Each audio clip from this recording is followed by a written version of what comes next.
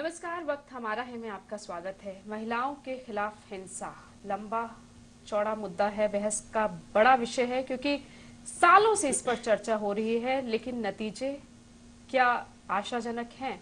क्या कुछ स्थिति में परिवर्तन हुआ है तब जब तमाम कानून हैं महिलाओं के हक में बने हुए, लेकिन उसके बावजूद आए दिन खबरें आ रही हैं, कहीं छेड़छाड़ का शिकार हो रही है, कहीं दुष्कर्म का शिकार हो रही हैं, घरेलू हिंसा का शिकार हो रही हैं, न घर में सुरक्षित न बाहर सुरक्षित। तो क्या स्थिति में क्या कुछ पहले से फर्क आया है, और अब आने वाले वक्त में क्या उम्मीद की जा सकती है कि जो जागरूकता आई है उससे कुछ बदलेगा?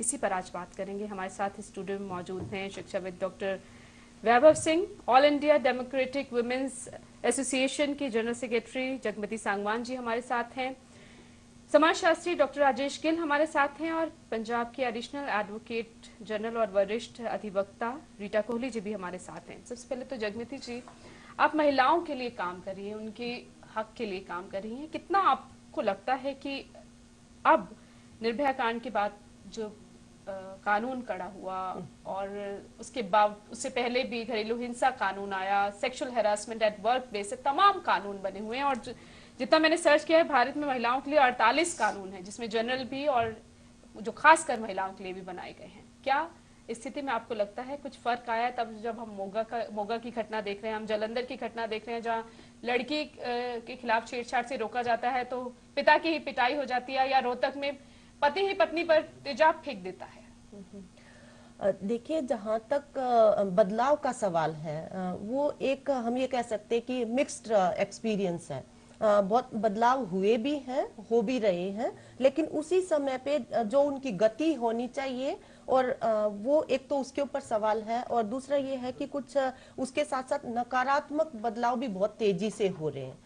उदाहरण के तौर पे जैसे मुझे लगता है कि सबसे पहले तो जो लिंग अनुपात का सवाल है हमारे देश के अंदर, वो एक ऐसा विषय बना हुआ है कि जब तक वहां पे आप बुनियादी रूप से काम नहीं करेंगे तो दूसरे जो अपराध हैं उनके लिए भी वो कंट्रीब्यूट करता है। और इसके साथ साथ ये भी देख रहे हैं हम कि जो महिलाएं हैं, जो लड़कियां हैं, जिनके प्रति ये हिंसा होती है, एक अच्छी बात ये है कि उनके अंदर एक तरह की असर्शन, आत्म चेतना आ रही है। वो आत्म चेतना आ रही है, ये वो बड़ा मुकाबला करना आशाजनक चाहती है। संकेत कहा जा सकता है, हाँ, उम्मीदों भरी बात कही जा सकती है कि अब वो उन्हें पता लग रहा है कि उनके हक क्या है। बिल्कुल। वो अब आवाज उठाने के लिए जितना उनके बस में है वहां पे भी दो दो हाथ कर रही हैं, और उसके साथ युवाओं की तरफ से एक पॉजिटिव रिस्पांस भी मिल रहा है, समर्थन भी मिल रहा लड़के है। भी और लड़कियां दोनों लड़कों के अंदर भी एक मतलब बदलाव बदलाव आ की, रहा है। हाँ, सकारात्मक बदलाव है, एक हिस्से के अंदर वो है। और उसके साथ साथ समाज के अंदर भी उसके लिए समर्थन, जब वो असर्ट कर रही है तो वो समर्थन बढ़ रहा है। अफसोस की बात ये है कि जो सरकारी तंत्र है, जिसकी मुख्य जिम्मेवारी है इस हिंसा को रोकना, इन अपराधों को रोकना, वो अगर जन दबाव में कानून बना भी रहे हैं तो जिनकी इम्प्लीमेंट करने की जिम्मेवारी है, उनको लागू करने की जिनकी जिम्मेवारी है, जहां पे वहां संवेदनशीलता नजर नहीं भारी असफलता सामने आ रही है। जब तक आपका अंकुश उनके ऊपर नहीं कसा जाएगा तो वो कानूनों को लागू कर नहीं रहे, होने नहीं देते हैं उस तरह से, तो फ्री फॉर ऑल सिचुएशन बनने की संभावना है। हाँ ठीक है, आप कानून बना दीजिए, लेकिन वही बात है, जब तक रीटा, हम हमेशा कहते रहे कि उनको जब तक अमली जामा नहीं पहनाया जाता है ना, तब तक स्थिति बदलती नहीं। लेकिन पहले मैं डॉक्टर राजेश गिल से जरूर बात करना चाहूंगी। डॉक्टर गिल, आपको लगता है कि आप हरियाणा भी बड़ा क्लोजली, पंजाब और हरियाणा नॉर्थ की बात बड़ा आप क्लोजली वॉच कर रही हैं, अब अगर ये वाली पीढ़ी बात करें कि आप जब अपने बच्चों को आप किस तरह से जेंडर सेंसिटाइजेशन सिखा रहे हैं, तो शायद हम आने वाले कुछ वक्त में वो समाज, उस समाज की कल्पना कर सकते हैं जो वाकई मानवाधिकार, जिसमें स्त्री और पुरुष के दोनों के मानवाधिकार समान हो। जैसे आपने कहा ना कि Haryana is very close to Punjab, Jagmati ji ने कहा कि चेंजेस आ रही हैं, लड़कियों में आ रही हैं, ये एक प्रॉब्लम बनती जा रही है। लड़कियों में चेंजेस आ रही हैं, they are getting aware of their rights, assertive हो रही हैं, उनको बोलना आ रहा है, उनको प्रोटेस्ट करना आ रहा है, लेकिन वो जो एक चेंज साथ के साथ कॉम्प्लीमेंट्री होनी चाहिए लड़कों में, वो मिसिंग है। और जो आप जेंडर सेंसिटाइजेशन की बात कर रहे हैं कि शायद हम लड़कियों को तो सेंसिटाइज कर रहे हैं बचपन से कि उनको पढ़ाना भी है, उनको बोलना भी है, उनको गेम्स के लिए भी भेजना है, लेकिन लड़के हमारे क्या कर रहे हैं? लड़के अभी अब भी वहाँ वहीं के काम वहीं अभी नहीं हो खड़े रहा। हैं, अभी हो नहीं रहा, बल्कि इसका एक ये काउंटर प्रोडक्टिव हो रहा है। अब क्या है कि लड़कियां क्योंकि फ्रीडम मांग रही हैं, लड़कियां बोलने लग गई उस सिस्टम में, जो सिस्टम अभी तैयार नहीं है उनकी आवाज़ सुनने के लिए, तो वो रिटेलिएट कर रहा है सिस्टम। बहुत सी मैं अनपढ़ लोगों को, गाँवों की बात नहीं करूंगी, मैं पढ़े लिखे तबके की बात करूंगी, सो कॉल्ड इंटेलेक्चुअल की बात करूंगी, कि जहाँ पे सारा दोष लड़की को दिया जा रहा है। समाज अभी स्वीकार नहीं कर रहा है लड़कियों का पलट अभी कर बोलना, हम मन से अपने कन्विंस ही खिलाफ नहीं हो हुए। रही हाँ। हिंसा के खिलाफ आवाज उठाना। रीटा, ऐसा ही है तब जब डोमेस्टिक वायलेंस एक्ट है, कितने परसेंट केसेस पहुंचते हैं? अभी शायद नाम मात्र की हो रही है हिंसा, पता जितनी है। भी हमारी बातचीत हो रही है वो बातचीत बिल्कुल सही है, हम बिल्कुल सही दिशा में जा रहे हैं, बट ये कहना कि कुछ नहीं हो रहा, उस पे मैं कहूंगी, क्योंकि हम उन चीजों से रोज रूबरू होते हैं, रोज देखते हैं, तो बहुत कुछ हो रहा है। बट जिस स्पीड पे, जैसे जगमती जी ने कहा कि जो स्पीड होनी चाहिए वो एक्सेलरेटर नहीं है। राजेश जी ने बिल्कुल सही कहा, क्योंकि हमने लड़कियों को इतना सप्रेस किया था, इतना पढ़ के वो तो एक थर्ड गियर में चली गई, लड़के का समाज, मेल सोसाइटी आज भी सेकंड गियर में है। तो जब तक वो एक गाड़ी के चारों पहिए इकट्ठे चलने चाहिए ना, वो एक गियर में ही नहीं है, एक आगे है एक पीछे है। आज हमें जेंडर सेंसिटिविटी की जरूरत इसलिए पड़ रही है क्योंकि कहीं ना कहीं ये डिस्पैरिटी आ गई, नहीं तो जेंडर न्यूट्रलिटी पे बात करें ना, हमें आज एक्चुअली समाज में ह्यूमन राइट्स पे बात होनी चाहिए। अगर हम एक डेवलपमेंट की बात करते हैं, हम वो इंसानियत तक तो पहुंच ही नहीं पाते, क्योंकि पहले ही ब्रूटैलिटी जेंडर इश्यूज पे इतनी ज्यादा है, इनसेंसिटिविटी इतनी ज्यादा है।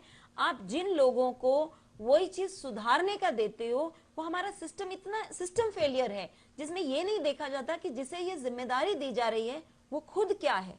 किसी के पास फुर्सत नहीं है कि उसका बायोडाटा तो खोल के देखो कि वो जेंडर सेंसिटिव है, आपने उसको प्रोटेक्शन ऑफिसर बना दिया, घर में तो प्रोटेक्ट वो कर नहीं सकता अपने लोगों को, वो प्रोटेक्शन ऑफिसर क्या करेगा? कानून बना दिए, एब्सोल्युटली, लेकिन जिन लोग पे जिम्मेदारी डाली वो कब, कहां और कैसे और बदले? उन पे आपने ऐसी जिम्मेदारी नहीं डाली आज भी कि अगर तुमने ना किया तो तुम्हें आपको वो खामियाजा भुगतना पड़ेगा।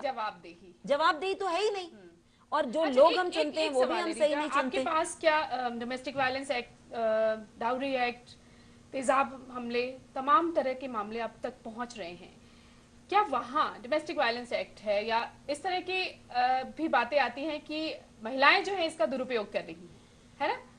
नहीं, इस पे मैं ये कहूंगी बहुत सारे आते हैं, बहुत सारे सही होते हैं। ये दुरुपयोग कहना भी कुछ हद तक दुरुपयोग नहीं है, उन्हें समाज एक रास्ता देता ही। अगर मुझे यहाँ से वहां जाना है और आपने पगडंडी ही एक बनाई है तो मैं क्या करूं? मैं उसी पगडंडी पे चलूंगी ना। आपने शादी कर ली, आप दोनों का टेम्परामेंटल डिफरेंसेस है, आपको डिवोर्स चाहिए, आप लॉयर के पास जाओगे, आपको कोई सिंप्लीफाइड डिवोर्स का वे और मींस है ही नहीं, उसे 498 एक रूलटी कहनी ही पड़ती है। ये अब्यूज नहीं है, हमारा सिस्टम फेलियर है। इसी पे मैं तो हर जगह पे ये बोलती हूँ, कहीं ना कहीं हमारी सरकारों को, हमारे सिस्टम को सेंसिटाइज होना पड़ेगा। सिर्फ ये कहना महिलाएं दुरुपयोग करती है बिल्कुल गलत है। वो क्या करेंगी जहां नहीं मेरा जाता। सवाल इसलिए था कि जब वो अपने अधिकारों, अपने हक जो कुछ चंद महिलाओं जो को पता इंसान है, को मिलना चाहिए, अगर वो इस्तेमाल करती हैं, तब भी आक्षेप उन्हीं पर लगाया जाता है, आरोप बिल्कुल, उन्हीं पर लगाया जाता है। बिल्कुल मेरा ये सही। मतलब था। और नहीं, कहा ये जाता है बात कि आपकी बिल्कुल सही कई है। बार आप झूठा इस्तेमाल कर रहे हो, क्योंकि जो दूसरा पक्ष है वो हमेशा यही कहने की कोशिश करता है। नहीं, वो ये इसलिए कहता है क्योंकि उसे आदत है कि औरत को ये कहना ही है, तुझे कुछ आता ही नहीं, तेरे माँ बाप ने तुझे कुछ सिखाया ही नहीं। अब आज की लड़की अगर उस पर बोलती है तो भाई ये तो दुरुपयोग कर रही है। डॉक्टर वैभव, यहाँ बड़ी चीज जो निकल कर आ रही, पुरुष मानसिकता जो है वो बदल नहीं रही है। चाहे हम जितना मर्जी पढ़ लिख गए हैं, हम 21वीं सदी में आ गए हैं, इंटरनेट का जमाना है, तमाम तरह के IT उसमें हम बिल्कुल विकास कर चुके हैं और उसी राह पर चल रहे हैं, लेकिन पुरुषों की मानसिकता की बार बार बात होती है। क्या पुरुष अपनी मानसिकता बदलने को तैयार नहीं है? या जो ये जनरेशन है, ये अपने बच्चों को अगर अब से सेंसिटाइज करना शुरू करें, पता नहीं कर रहे हैं कि नहीं कर रहे हैं, लेकिन करना शुरू करें, तो शायद कुछ सालों बाद तस्वीर बदलती दिख सकती है। पुरुष मानसिकता और स्त्री मानसिकता भी कल्चरली ये सब पैदा की गई चीज़ें हैं कि दो अलग अलग जेंडर माइंडसेट होते हैं। आजकल के समय में ये सब चीज़ें बेमानी होने जा रही हैं और जहाँ मुख्य तौर पे मैं हरियाणा पे अपनी बात केंद्रित करूंगा कि हरियाणा में सचमुच स्थिति काफ़ी जटिल है। आप देखेंगे कि संसद में इस समय जो हंगामा चल रहा है वो किस चीज़ पे चल रहा है।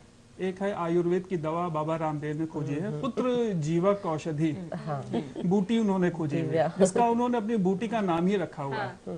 और संयोग से कहें, सौभाग्य से दुर्भाग्य से, बाबा रामदेव को कल्चरल ब्रांड एम्बेसडर बनने का न्योता भी दिया गया। हरियाणा से तो ये सोचिए कि जो सत्ता के सबसे ऊपर के प्रतीक हैं, सत्ता के पे सर्वोपरि सबसे ऊपर बैठे हुए लोग हैं, वो जब इस तरह की गतिविधियां करते हैं, हरकतें करते हैं, तो उसका नीचे के स्तर पे इसका क्या असर पड़ता है, संदेश क्या जा रहा है, इसका संदेश क्या जाता है कि ऐसी औषधियां बेच रहे हैं, ऐसी बूटियां बेच रहे हैं। सफाई दे दी है इस पूरे मुद्दे पर।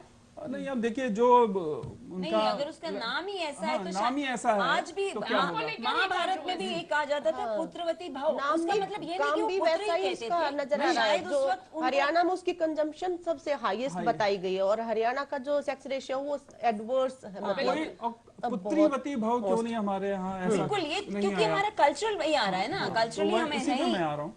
और देखिए बहुत सारी ऐसी चीजें हैं, जैसे कि किसी भी लड़की के साथ छेड़छाड़ हो रही है किसी बस में, तो क्या वो इतने आज भी हिम्मत करती है कि बस को ले जाके रुकवाए पुलिस स्टेशन पे और अकेले पुलिस वालों के पास जाए। दूसरा, बहुत सारे फॉल्स इंडिकेटर हैं हमारे समाज में, इसमें हम सब दोषी हैं। सरकारें नंबर 1 हरियाणा का बार बार नारा चलाती हैं। नंबर 1 आपको किस चीज में बनना है? नंबर 1 केवल आपको जीडीपी के अर्थ में तो नहीं बनना है। नंबर 1 आपको बनना है स्त्री पुरुष समानता, दलितों के ऊपर अत्याचार रोकने के मामले में, आपको खाप पंचायतों पे लगाम लगाने के मामले में, उस क्षेत्र में भी आपको नंबर 1 बन के दिखाना है।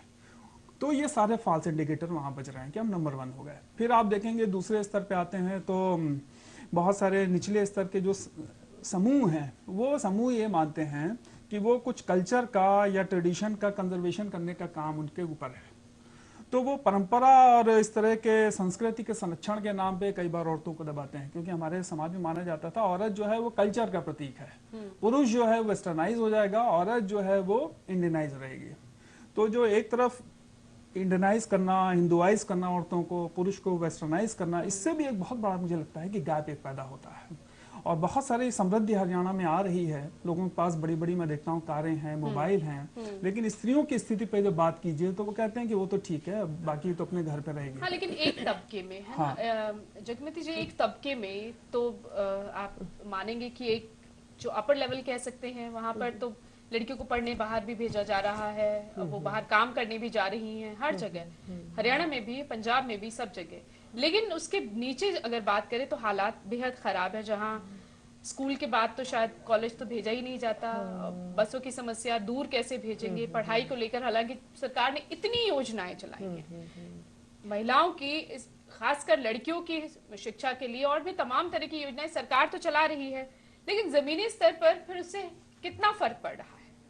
देखिए, जहाँ तक लड़कियों की शिक्षा का सवाल है, हरियाणा के संदर्भ में देखें तो उसमें काफी तेजी से विकास भी हुआ है, लेकिन वो भी फिर एक तबका, जैसे आपने कहा कि दलित जो महिलाएं हैं, जो लड़कियां हैं, जिनको बिल्कुल मौके नहीं मिल रहे, वहां पे शिक्षा का स्तर बहुत कम है।